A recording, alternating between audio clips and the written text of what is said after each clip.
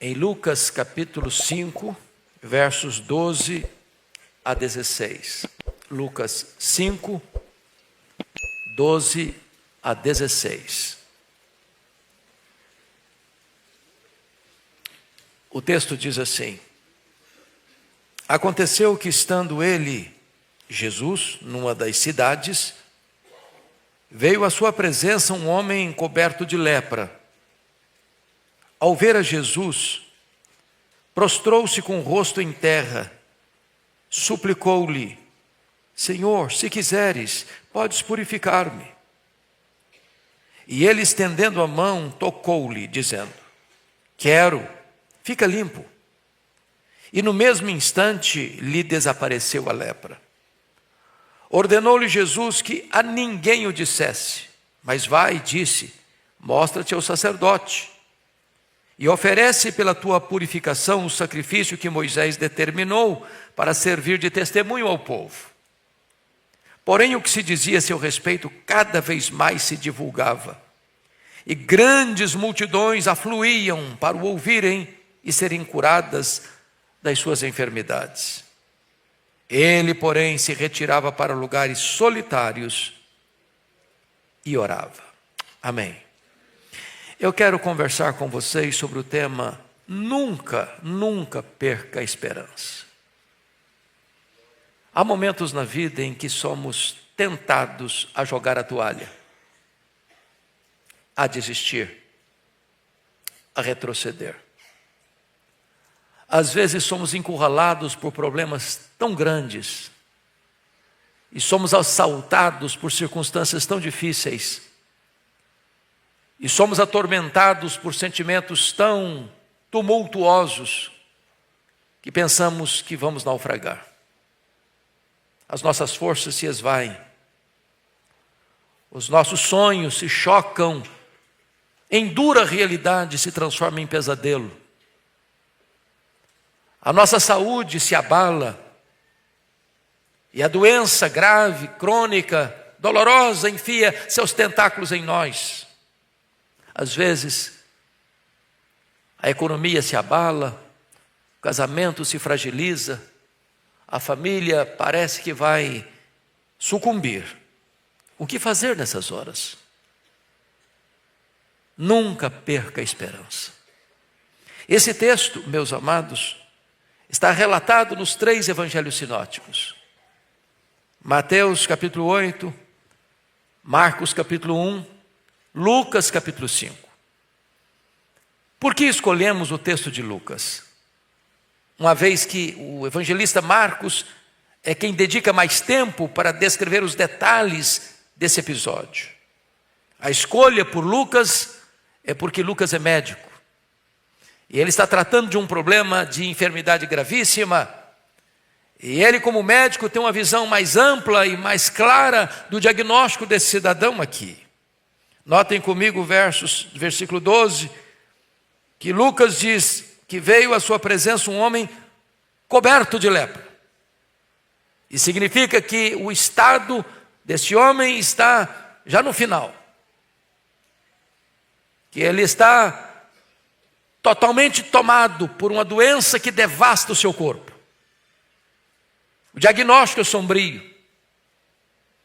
Este homem está todo deformado. É uma carcaça humana. É uma ferida aberta. É uma doença incurável. É um problema insolúvel.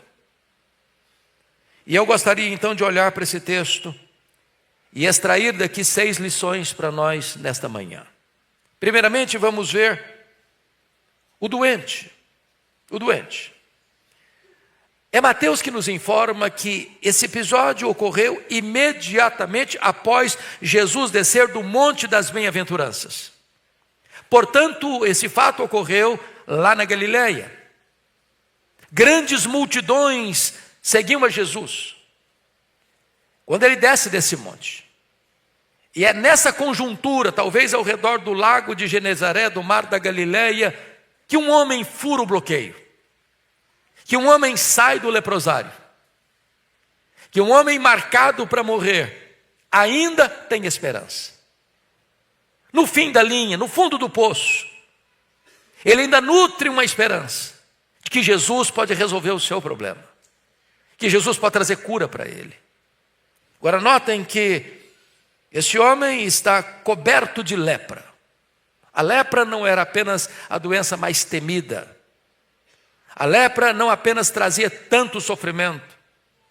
A lepra não apenas trazia execração pública, mas a lepra era uma espécie de maldição, símbolo do pecado. Por exemplo, a lepra separa. O leproso diagnosticado tinha que sair da sua família, da sua cidade, da sua sinagoga, das festas do templo, dos lugares públicos e se encavernar num lugar escuro, mal cheiroso, coberto de trapos, vendo o seu corpo sendo devastado paulatinamente até a morte. Assim é o pecado. O pecado também separa o homem de Deus, do próximo, até de si mesmo.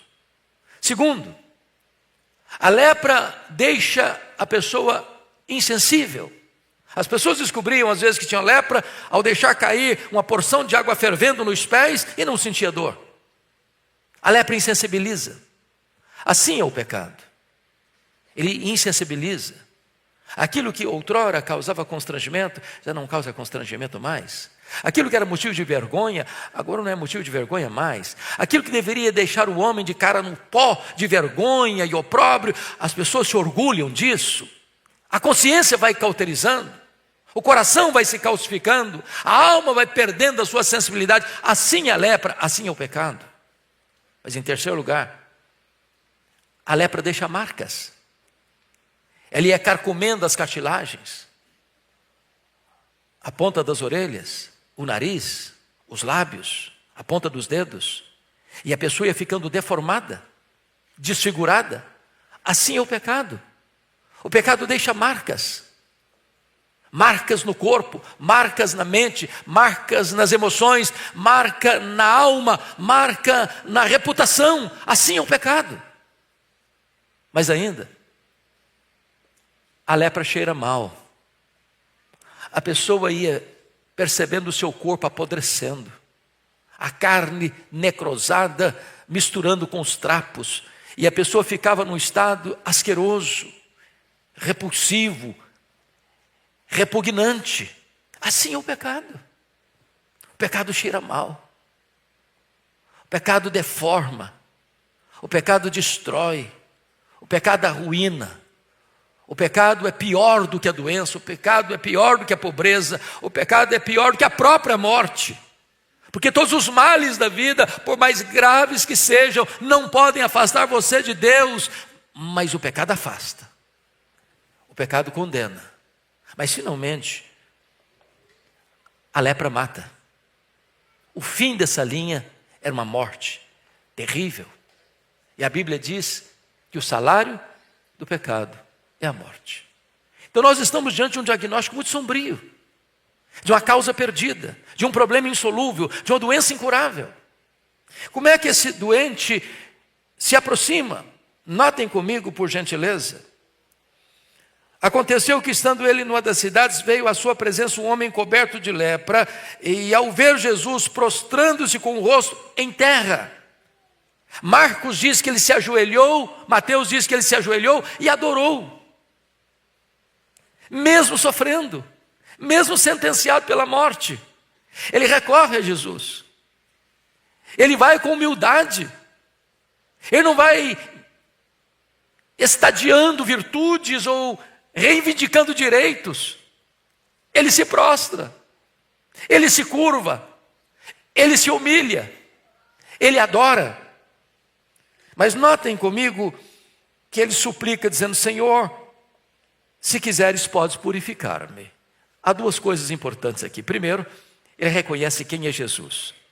Ele é o Senhor, ele é o Quírios, ele é maior que César, ele é maior que o Estado, ele é a maior autoridade do universo. Ele tem todo o poder, ele tem toda a autoridade nos céus e na terra, e ele reconhece quem é Jesus. Segundo lugar, ele sabe que Jesus tem poder de curá-lo. Nenhum médico da terra podia curá-lo. Nenhuma clínica da terra podia resolver o seu problema, nenhuma terapia humana podia trazer saúde para o seu corpo, mas ele crê numa coisa: Jesus tem todo o poder. Se tu quiseres, tu podes purificar-me. Eu creio que tu tens todo o poder. Terceiro, e não obstante saber que Jesus tem todo o poder, ele se submete. Ele não exige, ele não decreta, ele não ordena. Se tu quiseres. Se tu quiseres. Quantas pessoas hoje, até em nome de uma fé robusta, beiram a blasfêmia, quando chegam para Deus petulantemente, dizem: eu proíbo, eu decreto, eu ordeno, eu exijo. Não, essa não é a postura desse homem. Se tu quiseres, ele se submete à soberania de Jesus, à vontade soberana de Jesus. Esse é o doente, que chega com a causa perdida, porque ele nunca perdeu a esperança.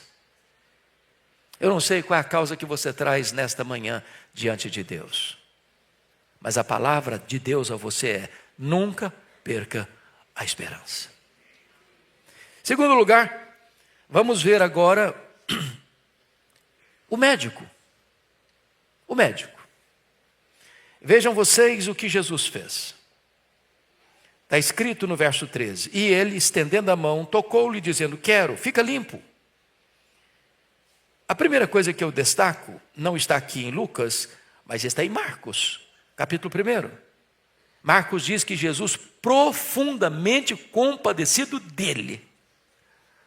Isso significa que o seu problema, que a sua dor, que a sua enfermidade, que a sua causa, que a sua angústia, que o seu desespero, que o seu problema não está indiferente aos olhos de Jesus.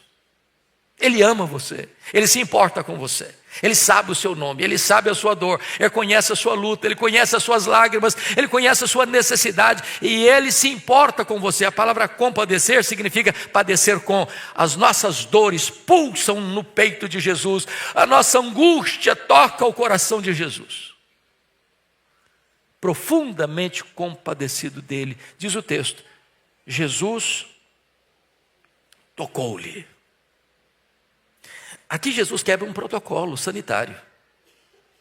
Aqui Jesus quebra uma lei cerimonial. Um leproso não podia ser tocado. A lepra é contagiosa, como contagioso é o pecado. Quando um puro tocava o impuro, o puro ficava impuro. Mas aqui, o puro toca o impuro. E em vez do puro ficar impuro, o puro purifica o impuro. E ele fica puro. Diz o texto que Jesus o tocou. E por que Jesus o tocou? Porque Jesus está interessado não só em curar fisicamente aquele homem, mas restaurar a sua alma. Aquele homem tinha muito tempo, certamente, uma vez que estava coberto de lepra, sem receber um abraço, sem saber o que era um toque, sem que alguém se aproximasse dele, as pessoas se afastavam dele. E Jesus percebeu que aquele homem tinha necessidades emocionais, espirituais, muito além da necessidade de uma cura física. Só que a palavra tocar aqui na língua grega é muito diferente da ideia que nós temos de tocar. Nós, pela nossa maldade, às vezes cometemos esse erro. Quantas vezes você saiu bem vestido para um casamento, para uma festa, ou mesmo para a igreja? E aí você está parando num sinal e vê uma pessoa maltrapilha,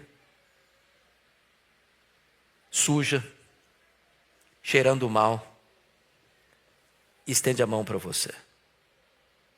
Às vezes você nem recolhe o braço, mas você pega pelas pontas dos dedos e não tem coragem de segurar e olhar nos olhos.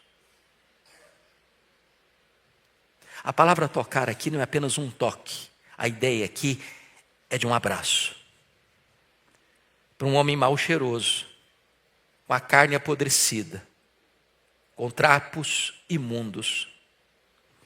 E Jesus o chama para si. Sabe por quê? Porque não tem lata de lixo no reino de Deus. Não tem gente tão arruinada que não seja amada por Ele. Não há situação tão difícil que você atravesse na vida que Jesus não se importe com você e queira abraçar você. Profundamente compadecido, tocou e disse: quero, fica limpo. O que esse homem não podia fazer por si mesmo, Jesus fez. O que a sua família não podia fazer por ele, Jesus fez. O que a medicina não podia fazer por ele, Jesus fez. Quando o homem chega ao fim dos seus recursos, no final dos seus limites, ainda é possível ter esperança, porque para Jesus não tem causa perdida, não tem doença incurável, não tem vida irrecuperável. Ele é o todo-poderoso Deus. Quero, fica limpo. Louvado seja Deus. E a carne daquele homem ficou limpa. É por isso que eu quero tratar do terceiro ponto. Primeiro, o doente. Segundo, o médico. Terceiro, a cura. Notem comigo o versículo 13, a parte B. E no mesmo instante lhe desapareceu a lepra. Notem comigo que a cura de Jesus é imediata. A cura de Jesus não é a crediário. A cura de Jesus não é em doses homeopáticas. A cura de Jesus é imediata, é completa, é cabal. E eu fico imaginando, meus amados, que as cartilagens se recompuseram. Que as deformações do seu corpo foram restauradas. E aquele homem tem o seu corpo completamente remoçado, curado, restabelecido, porque é isso que Jesus continua fazendo ainda hoje.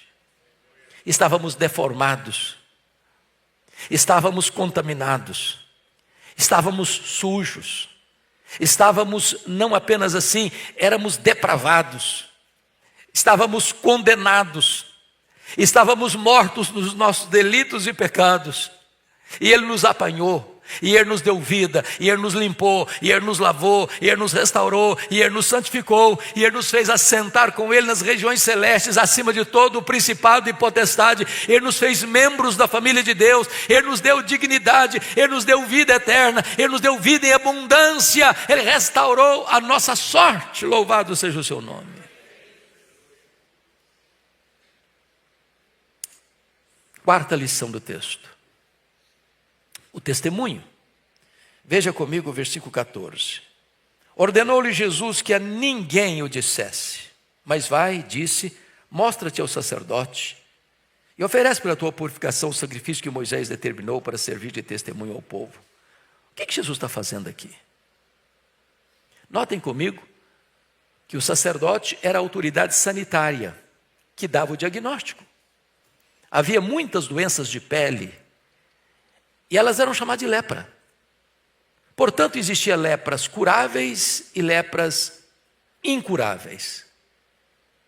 No caso de uma lepra incurável, essa pessoa era tirada da sua casa e enviada a um leprosário.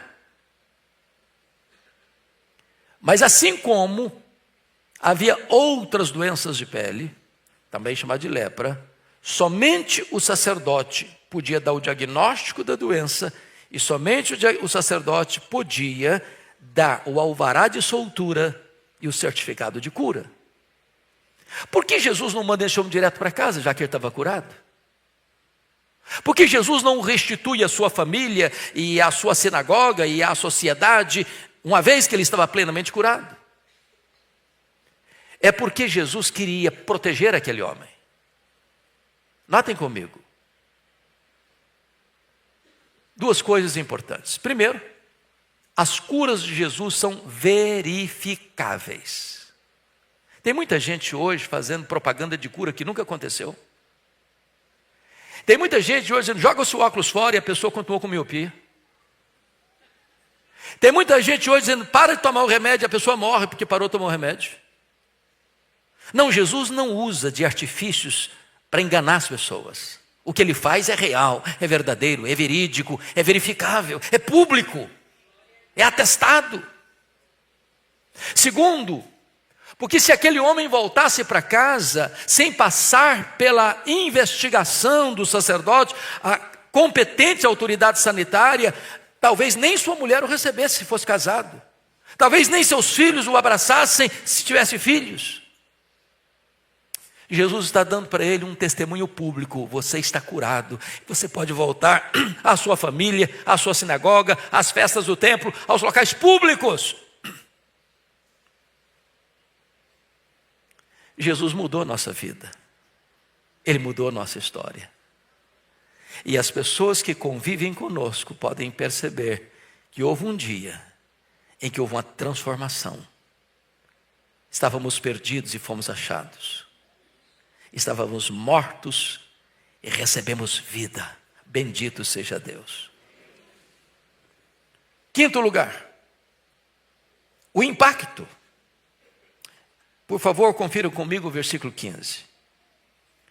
Porém, o que se dizia a seu respeito cada vez mais se divulgava, e grandes multidões afluíam para o ouvirem e serem curados de suas enfermidades. É muito curioso isso aqui, porque Marcos é mais enfático no seu registro, dizendo que Jesus deu para ele, e eu vou ler isso para você, uma ordem muito precisa.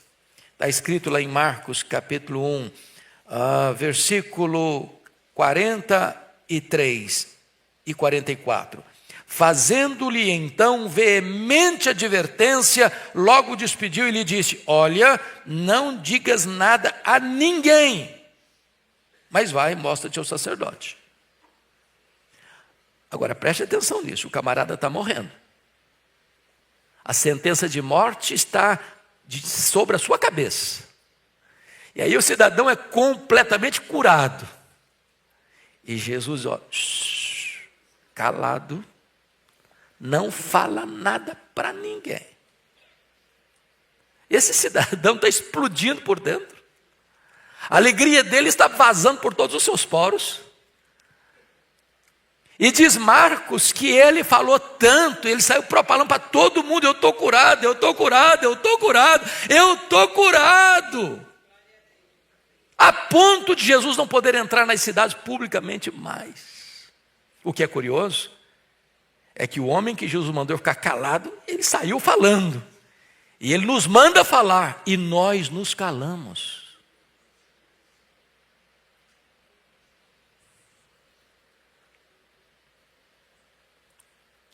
É um testemunho público do que Jesus fez na vida dele.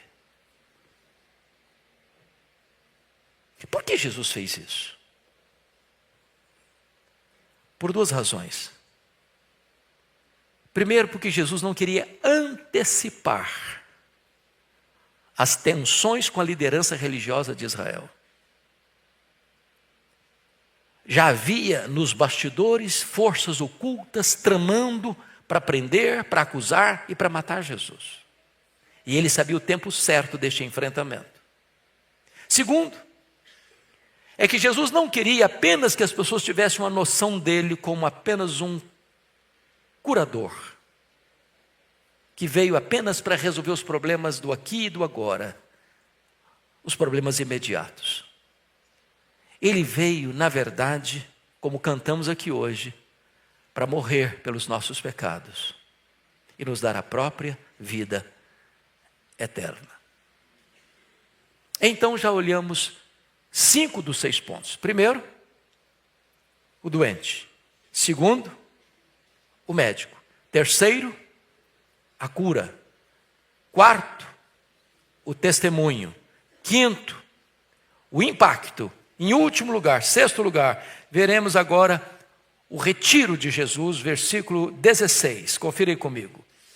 Ele, porém, se retirava para lugares solitários e orava. Meus irmãos, isso para nós é quase incompreensível. Qual é o contexto? A parte B do versículo 15 diz: e grandes multidões afluíam para o ouvirem e serem curadas de suas enfermidades, em resposta, em resultado do testemunho do homem que fora curado.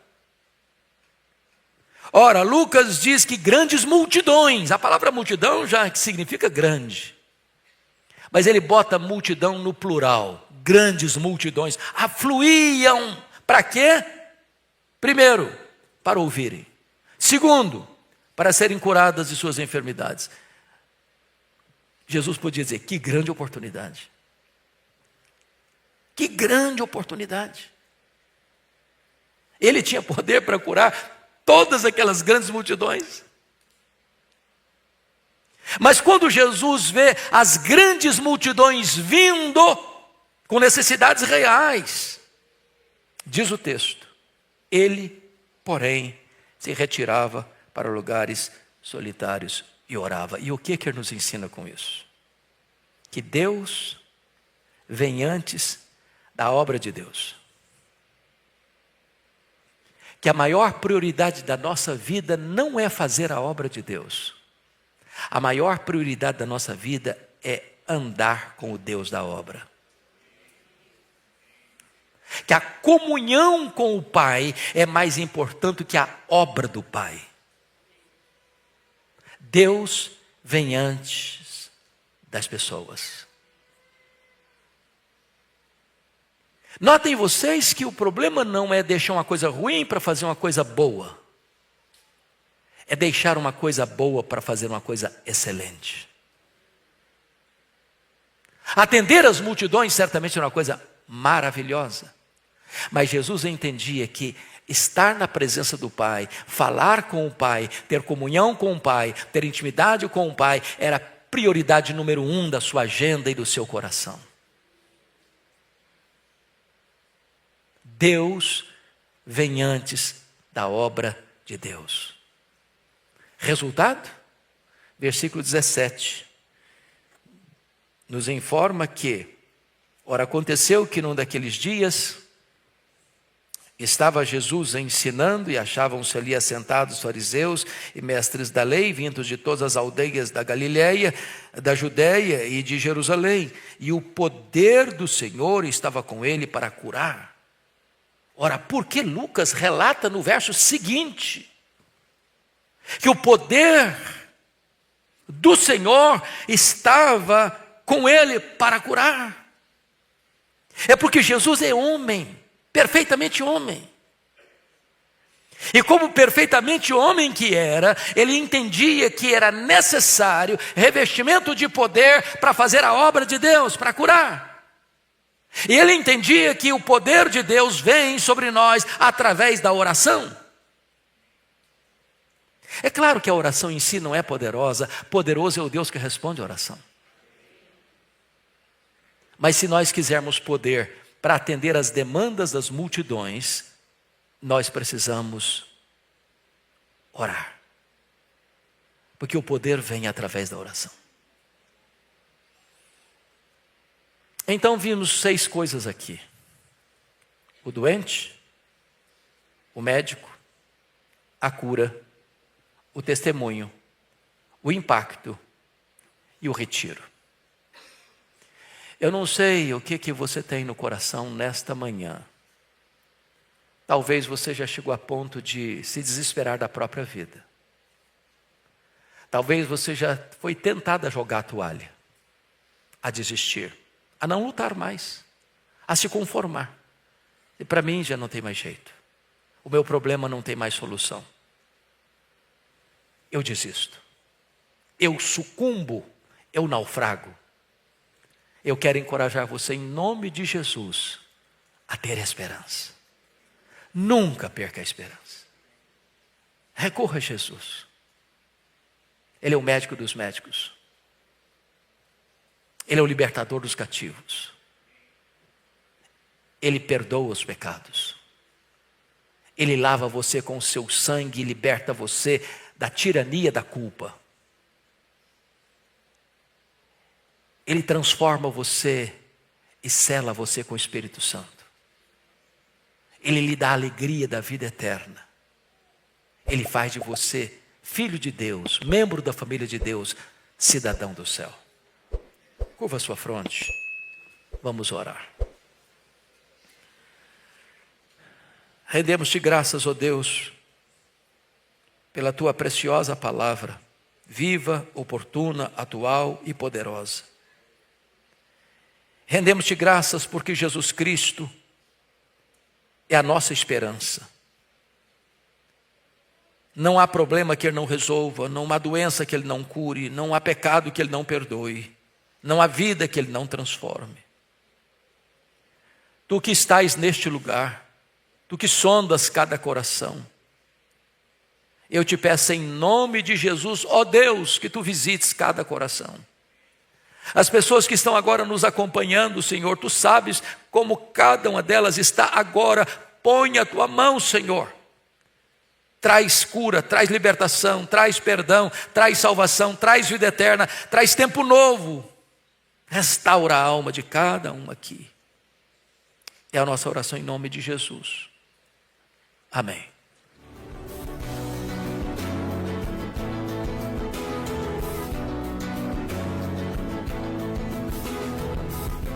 Palavra da Verdade, com Hernandes Dias Lopes.